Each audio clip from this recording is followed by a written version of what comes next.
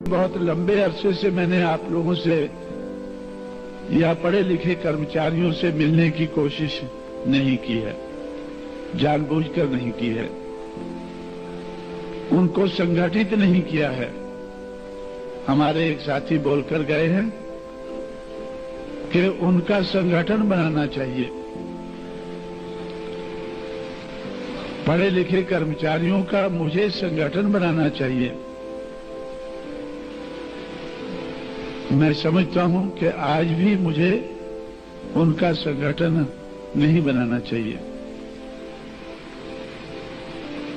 मैंने संगठन बनाकर देखा है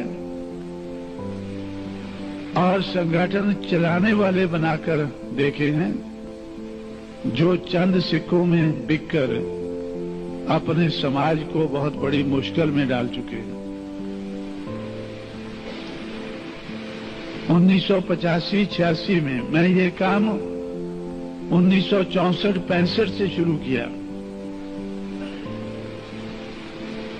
1984-85 में 20 साल के बाद मेरे साथ बड़ा भारी धोखा हुआ। जिनको मैंने आगे किया वो चंद सिक्कों में सरकार के हाथ में बिककर जिस संगठन को मैंने समाज के अपने पैरों पर खड़ा करने के लिए बनाया था, उस संगठन को रजिस्टर कराकर सरकार के हवाले करके बैठ गए। मैंने एक किताब लिखी है, चमचा एज, चमचों का युग। चमचों से कैसे निपटना है उसके लिए भी मैंने उसमें उपाय लिखे। एक उपाय है, hit the hand that operates the चमचा। चमचों से मत उलझो, चमचों को मत तोड़ो, क्योंकि अगर एक चमचा मैंने ऐसा है उसको हट किया वो टूट जाएगा तो हमारा दुश्मन दूसरा चमचा उठा लेगा। हमारे समाज में चमचों की कोई कमी नहीं है, वो दूसरा उठा लेगा, उसको हम तोड़ेंगे तो फिर वो और तीसरा उठा लेगा। लेकिन अगर जिसने ये चमचा उठा के इस्तेमाल किया है अगर उसको इधर मारें तो सोचकर उठाएगा दूसरे को। अगर दूसरे को उठाता है फिर इधर लगे तो फिर तीसरी बार कोशिश नहीं करेगा। यार ये इसको, इन लोगों को उठाने से तो मुझे जो चोट लगती है इनको उठाने से लगती, मत उठाओ इनको, पड़े रहने दो इनको। चमचा अगर ऑपरेट करता है तो खतरनाक है, अगर वो पड़ा रहता है तो कोई खतरनाक नहीं। इसलिए जो चमचों को उठाने वाले हैं उनको मैं हिट करता हूं, उनको जो यूज करने वाले हैं उनको हिट करता हूं। मैंने राजीव गांधी को हिट किया।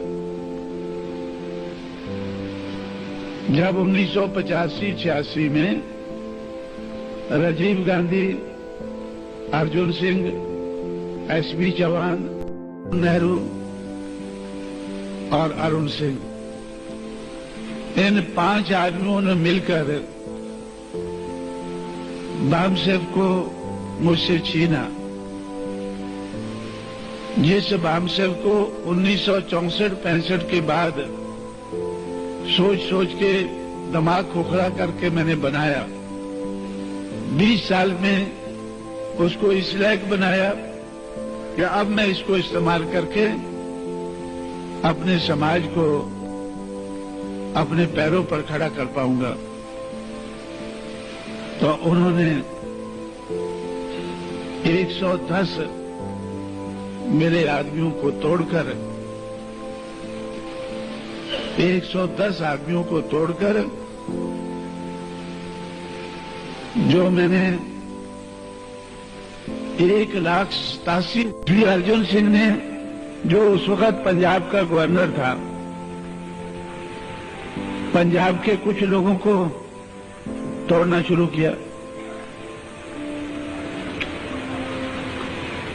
और पंजाब में जिस आदमी को तोड़ा, उन लोगों ने जो प्लान बनाया था, पहले तो मैंने उनका प्लान नाकामयाब किया, क्योंकि पंजाब के जिस आदमी को तोड़ा था और जिसको वो पंजाब में अकाली पार्टी की तरफ से, जिसकी सरकार कांग्रेस ने बनवाई थी, उसको वो मिनिस्टर रखने वाले थे और एक दूसरे आदमी को मेंबर पार्लियामेंट बनाकर वो सेंटर में रखने वाले थे। ये अर्जुन सिंह का बताया हुआ प्लान था। पंजाब में अर्जुन सिंह प्लान बना रहा था, वो लागू कर रहा था, और महाराष्ट्र में एसपी चौहान। अब एसपी चौहान को तो अभी तक हम सबक सिखा नहीं पाए हैं, लेकिन अर्जुन सिंह को तो सिखा चुके हैं। और राजीव गांधी को सिखा चुके हैं। जो ये 5 मेंबरी कमेटी का जो हेड था राजीव गांधी, उसको हमने सबक सिखाया। जो दिल्ली का मुगल था 89 तक, 89 में उसको रोड मास्टर बनाया। जब राजीव गांधी रोड मास्टर बना तो तब वो सड़क पर चलते फिरते मुझसे मिला करता था, तब वो अपना दुख रोता था। वो मुझसे कहता था कि कांशीराम, आपको क्या मिला? आपके सिर्फ 3 मेंबर पार्लियामेंट जीते हैं 89 में, और आपके कारण कांग्रेस के 74 हार गए हैं। आपके कांग्रेस के 74 हार गए हैं, आपके सिर्फ 3 जीते हैं। अगर आप मेरे साथ समझौता करके चुनाव लड़ते तो आपके 30 जीत जाते और मेरी सरकार बनी रहती। मैंने उनसे कहा कि 89 के लिए इतना ही काफी है, 89 के लिए इतना ही काफी है, बाकी आके देखेंगे क्या करना। दिल्ली के मुगल को अगर हमने रोड मास्टर बना दिया है, कांशीराम तो पैदाइशी रोड मास्टर है, तो कांशीराम को तो कोई फर्क नहीं पड़ता है। लेकिन जब दिल्ली का मुगल रोड मास्टर बनता है तो वो जरूर सोचता है कि मैं रोड मास्टर क्यों बनाऊं भाई। वो जरूर सोचेगा और कभी कभी मेरे से बातें करेगा रोड मास्टर की हैसियत से, दिल्ली के मुगल की हैसियत से नहीं। जब वो बातें करेगा तो वो मेरे दुख दर्द को समझेगा और मैं भी उसको समझा पाऊंगा। मैंने उससे कहा कि आपने मेरे 110 आदमी तोड़े हैं या नहीं तोड़े हैं, उनका मुझे पूरा रिकॉर्ड बताओ। 110 आदमी आपने मेरे कैसे तोड़े हैं? बाम साहब को आपने कैसे रजिस्टर कराया है?